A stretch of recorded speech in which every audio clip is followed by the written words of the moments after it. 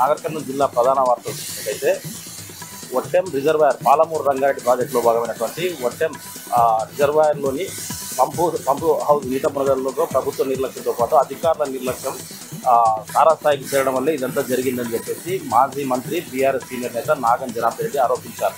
ఇప్పటికైనా పంపు హౌజులను కాపాడడంలో ప్రభుత్వం అధికారులు నిర్లక్ష్యం వహిస్తున్నారని చెప్పేసి డీవాటరింగ్ చేయడంలో తక్కువ కెపాసిటీ ఉన్న పంపులు పెట్టి చాలా స్లోగా డీవాటరింగ్ జరుగుతూ ఉందని, దీంట్లో వేగం పెంచకపోతే త్వరితగతిన నీటిని చూడకపోతే మరింత పంపు సెట్లు ప్రమాదంగా మారి అంత ఎందుకు పనికి రాకుండా పోతాయని చెప్పేసి వెంటనే ప్రభుత్వం స్పందించి సీఎం రేవంత్ రెడ్డి స్పందించి వెంటనే ఎక్కువ మోతాదులో అంటే నీటిని తవ్వాలని చెప్పి 15 రోజుల్లో పూర్తిగా డీవాటరింగ్ చేసేసి పూర్తి దశలో దీన్ని పునరుద్ధరించాలని చెప్పేసి మాజీ మంత్రి నాగం జనార్దన్ రెడ్డి ప్రభుత్వాన్ని డిమాండ్ చేశారు.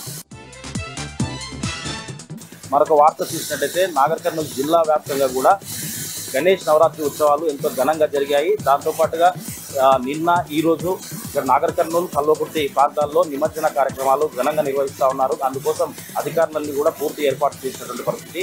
నాగర్ కర్నూలుకు సంబంధించి నాగర్నూలు చెరువు వద్ద నిమజ్జనాలు జరుగుతూ ఉన్నాయి. కల్వకుర్తికి సంబంధించి ఎర్రకుంట వద్ద కూడా నిమజ్జనాలు జరుగుతూ ఉన్నాయి. దీనికి సంబంధించి లడ్డు వేలం పాటలు ఎంతో బ్రహ్మాండంగా జరిగాయి. దాంతోపాటు పట్టణాల్లో పురవీధుల గుండా శోభయాత్ర ఎంతో ఘనంగా భజన సంకీర్తనలతో, తర్వాత థీమ్ మార్క్ స్టెప్పులతో, డీజే సౌండ్లతో మారుమోగుతూ ఉంది.